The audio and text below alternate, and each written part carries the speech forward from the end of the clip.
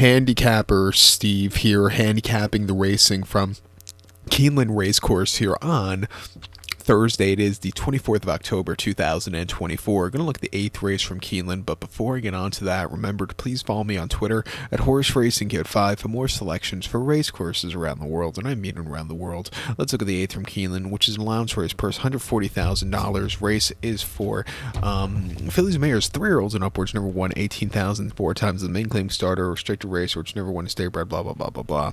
We have a field of 10 horses going 1,100 meters or 5.5 furlongs on the Keeneland turf course. I'm going to take the one horse, All I Want Is You, as the top selection. 1783 for me in the superfecta. 1783 super. Top selection, one horse, All I Want Is You. This 4-year-old filly by the factor. Ignacio Correa's trains. Jose Ortiz gets the mount. They ran the horse most recently on the 29th of October, Kentucky Downs. 6.5 on the quirky turf course, an optional 100 claimer, where he finished third by 4.5 lengths that day, and he sat back early, closing up into a strong pace. You know, he just missed late, but I thought he ran his heart out. Coming to a leveler playing field here today, back to Keeneland. We had a very good race in the springtime.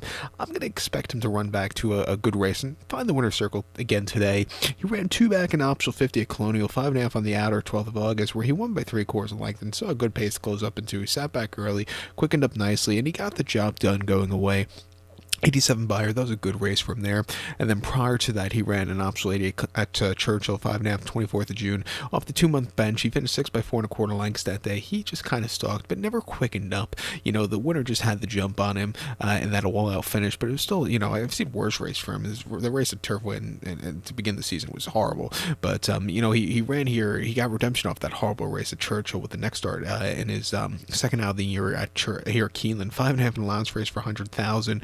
From 11 to 12 that day, 1 by 1.5 lengths, and he didn't break from that wide poster, so he's behind the A-ball, but he settled well early, quickened up nicely from the back of the pack, and he really stormed home clear. That was a very good run. Coming here back to 5.5, just see a strong pace from where he's drawn. I'm going to give him a shot. I think the 7 horse here, Bling for Irad. Victoria Oliver Quinn also hasn't won since last October. That came in the going 5.5 in a lounge race. Went by a neck that day coming from mid-pack. I thought that was a very good race. Since then, he's just been facing tough horses. Ran the Valley View last year, where he finished third. Running an okay third, but I don't think she wants to go the trip. Came back to run the Holiday Inaugural Stakes at Turfway, a decent third, and then came back to reappear in the Giants Causeway, where she finished 7th. Here at Keeneland back in the spring, and then just some of those races, you know, were just tough races. She's getting serious class relief from some of those events.